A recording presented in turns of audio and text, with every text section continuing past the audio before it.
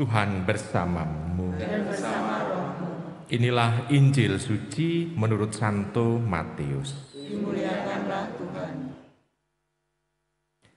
Sekali peristiwa, Yesus tiba di daerah Kaisarea Filipi.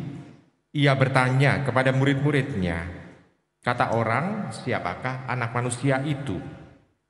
Jawab mereka, ada yang mengatakan Yohanes Pembaptis, ada juga yang mengatakan Elia, ada pula yang mengatakan Yeremia atau salah seorang dari para nabi. Lalu Yesus bertanya kepada mereka, tetapi apa katamu, siapakah aku ini? Maka jawab Simon Petrus, engkaulah Mesias, anak Allah yang hidup. Kata Yesus kepadanya, berbahagialah engkau Simon anak Yunus, sebab bukan manusia yang menyatakan itu kepadamu, melainkan Bapakku yang di surga. Dan aku pun berkata kepadamu, engkaulah Petrus, dan di atas batu karang ini akan kudirikan jemaatku, dan alam maut takkan menguasainya. Kepadaku akan kuberikan kunci kerajaan surga, dan apa saja yang kau ikat di dunia ini akan terikat di surga, dan apa saja yang kau lepaskan di dunia ini akan terlepas di surga. Lalu Yesus melarang murid-muridnya memberitahukan kepada siapapun bahwa dialah Mesias. Sejak waktu itu, Yesus mulai menyatakan kepada murid-muridnya bahwa ia harus pergi ke Yerusalem dan menanggung banyak penderitaan dari pihak tua-tua, imam-imam kepala, dan ahli-ahli Taurat, lalu dibunuh dan dibangkitkan pada hari ketiga. Tetapi Petrus menarik Yesus ke samping dan menegur dia, katanya, Tuhan, kiranya Allah menjauhkan hal itu. Hal itu sekali-kali tak akan menimpa engkau. Tetapi Yesus berpaling dan berkata kepada Petrus, enyahlah iblis, engkau suatu batu sandungan bagiku. Sebab engkau memikirkan bukan yang dipikirkan Allah, melainkan apa yang dipikirkan manusia. Demikianlah sabda Tuhan. Ibu, Bapak, saudara-saudara terkasih dalam Yesus Tuhan, di sana suatu ungkapan bahwa iman yang diungkapkan oleh Petrus tentang siapa Tuhan itu secara gamblang menjelaskan identitas Tuhan. Dia adalah Mesias, Allah yang hidup. Itu ungkapan iman yang diungkapkan di depan Tuhan Yesus dan di depan murid-murid yang lain karena pertanyaan Tuhan Yesus yang mengatakan, siapakah aku ini? Jadi iman Petrus mewakili iman kita juga. Maka tidak segan-segan Tuhan lalu mengangkat Petrus menjadi patokan iman. Karena dia mengatakan di atas batu karang ini akan kudirikan gerejaku. Di sana juga satu ungkapan bahwa Tuhan Yesus memberi nama Petrus. Yang tadinya Simon anak Yunus menjadi Petrus, batu karang. Jadi Petrus itu sebetulnya adalah sebutan dari Tuhan Yesus untuk Simon bin Yunus itu. Satu perubahan nama. Dan itu menjadi tanda bahwa dia adalah milik Tuhan. Tetapi ternyata di akhir Injil kita bisa melihat bahwa Petrus tidak bisa mempertahankan itu. Dia ternyata jatuh dalam keinginan manusiawinya. Dia ingin supaya Tuhan Yesus itu tetap mulia, tetap sebagai patokan bagi dirinya, sebagai guru yang tidak akan pernah meninggalkan dirinya. Petrus menginginkan hal itu. Tetapi Tuhan mengingatkan kepada Petrus supaya Petrus tetap setia kepada kehendak Allah.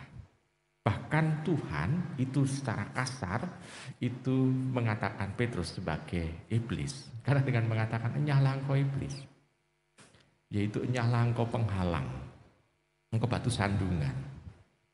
Engkau tidak memikirkan apa yang dipikirkan Allah, tetapi dipikirkan manusia. Satu ungkapan, kalau orang sudah mengungkapkan iman, maka orang harus mencoba untuk menyerahkan diri, menyesuaikan hidupnya dengan kehendak Allah. Bukan sebaliknya, supaya Allah itu membantu dirinya terus-menerus. Bukan. Kalau itu kan bukan ungkapan orang yang dewasa, tetapi ungkapan anak-anak yang selalu menggantungkan diri melulu kepada orang yang dia percayai. Ini kan ungkapan anak terus-menerus menggantungkan diri supaya orang kalau dia ada dalam situasi mau celaka, orang sudah memberitahu dan membantu dia. Ini kan suatu ungkapan anak kecil, tetapi kalau orang yang dewasa, dia berani untuk memutuskan sesuatu dan menyesuaikan diri sesuai dengan kehendak Allah. Allah mau menuntun kemana? Dia mengatakan, nggih sendika dawuh. Nah, ibu bapak, saudara-saudari yang kasih dalam Yesus Tuhan. Maka di sana orang yang tidak mengikuti Tuhan, tidak berusaha untuk menyesuaikan hidup dengan Tuhan, tidak menerima keputusan Tuhan, dianggap dalam bacaan Injil ini adalah iblis. Justru menjadi batu penghalang, justru menjadi batu sandungan.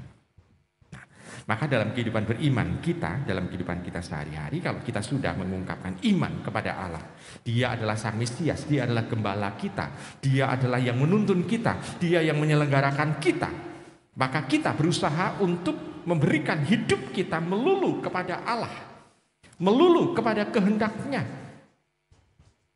Dan persis iman itu menuntun kita untuk menjadi pelaku dari sabda Allah. Kalau itu pelaku, maka kita tahu siapa yang mengatakan itu, yakni Allah sendiri. Maka kita bukan menjadi pelaku untuk keinginan kita, tetapi pelaku untuk Allah sendiri. Nah, dengan seperti itu, kita juga bisa belajar dari Santo Yohanes Maria Vianney. Dia adalah pelaku itu. Dan Tuhan memperlengkapi dengan apa? Justru Tuhan memperlengkapi dengan ketidakmampuan intelektual yang sempurna dari Yohanes Maria Vianney. Bisa dikatakan dia secara intelektual tidak pintar, tetapi dia sangat bijaksana. Dia sungguh-sungguh digunakan oleh Tuhan untuk mencelikkan kami, supaya kami tidak mengandalkan otak, tetapi mengandalkan kehendak Allah, penyelenggaraan Allah. Dia karena kemampuan intelektualnya kurang, maka dia diletakkan di tempat yang terpencil, dan di sana dia ternyata memperlihatkan bahwa Tuhan menggunakan dirinya. Ibu bapak, saudara-saudari terkasih dalam Yesus Tuhan, dia sungguh menuntun umatnya menuju kepada Allah. Dan ada sesuatu yang luar biasa, dia sangat setia untuk menunggu umat untuk mengakukan dosa.